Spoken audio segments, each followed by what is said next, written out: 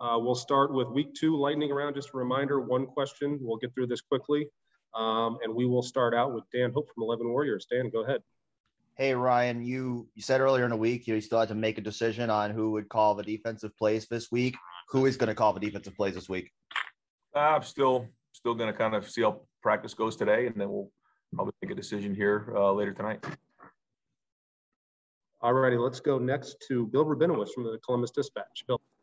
Yeah, just in a general sense, Ryan, how do you feel the defense has responded? Have you seen things that you wanted to see, and what are they? Yeah, no, I thought the energy of practice has been very good. I've had a few, group meetings, and it's been good. And I think that the energy has been good. But now we got to go put it on the field, and it's not going to be something that just gets fixed overnight. I think the guys understand that, and we have to get out there with a bunch of energy and play aggressive. Do a great job tackling this week, and then we build it from there. And I think a lot of it has to do with confidence as well. So it started off so far on Tuesday and Wednesday with a lot of juice. We got to come back today with a really good practice. But, we'll find out what we got on Saturday. I mean, it's all about preparation. And then our test is when we get on the field and being a competitive excellence. So, that's what we're working towards right now. And I think so far there's been some positive practices. And, guys have been working at it. I think there's been some toughness. I think there's been a little bit of edge. I think guys have been grinding on each other a little bit.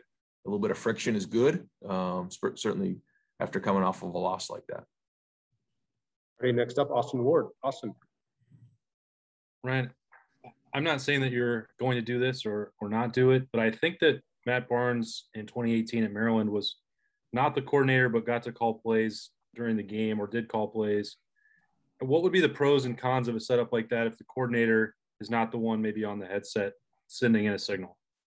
Well, I mean, every situation is different. I think that what we have to do is try to figure out what makes the best sense for us in terms of, organizing the game plan and then calling the game on Saturday. And that's all that we're focused on right now. We can't worry about feelings. We can't worry about anything other than giving our guys the best situation to be successful. And that's what I'm trying to figure out. Ready, next up, Nathan Baird. Ryan, you've been talking about wanting to get more balance in the offense again. At the same time, we were talking to Garrett at practice yesterday, and he was referring to kind of those long handoffs, those passes you do out into the boundary, just to him and Olave. How, as a architect of an offense, do you sort of balance those things, like the wanting to get those guys involved in what is sort of an extension of the run game, but also kind of establishing the physical run game closer to the line of scrimmage? Well, I think when you are into third down situations, short yardage situations, for us last week, fourth down situations, and then when you get into the red zone, I mean, you have to be able to run the football, period. And then it also helps you control the game. But there are also ways that we just want to get the ball in space to our playmakers. I think that's maybe what Garrett was referring to.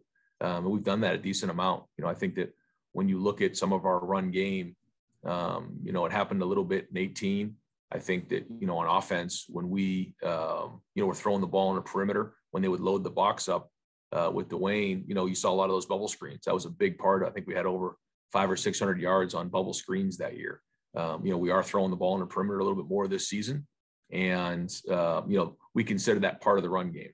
But that's another conversation. The other part of it is, when it's time to run the football, we need to run the football. And, we'll do that by any means necessary, different personnel groupings, different schemes, using the quarterback. But we have to be able to do that, have the balance, because when we're balanced, then we're dangerous. And we weren't balanced enough on Saturday. All right, go next to Joey Kaufman, Columbus Dispatch. Joey. Ryan, as far as the way coaches on defense are sorted out through press box or sideline, have you looked at? You said you're looking at everything this week. Is that something that you would consider at all for the way you position guys on the field versus the box? Yeah, for sure. And there most likely will be changes in that as well. Alrighty, next up, Jared Smalley. Jared. Ryan, a question about the safety position. You were just talking on your radio show about Josh and what that loss is. Now, if you've gone through the week and trying to reconfigure some things and understanding the responsibility on whoever plays that position, how has that progress gone this week? And do you have a couple guys in mind who you think might be able to convert and give you some snaps there? Yeah, I know. I mean, Bryson obviously is a guy that we have. Marcus Hooker's there. We've also looked at Ryan Watts, maybe also playing some safety position, for us. Court Williams, so we have a couple guys in there that we're considering because this is going to have to be a long-term fix. Next up, we'll go to Tim May. Tim. Ryan, as you did your deep dive into the defense, how much of it, your first couple of days, how much of it was guys maybe just not getting lined up right a lot, and how much of it was just hesitancy about what they were seeing in front of them, et cetera? I didn't see guys not getting lined up. For the most part, I thought we did get lined up. I did see a little bit of hesitancy at times, and just not getting the job done. Just not, fitting a run or getting the guy down or executing the defense. But I also saw some situations where we didn't adjust properly. We didn't adjust fast enough. And because of that, we got hit on the same play multiple times.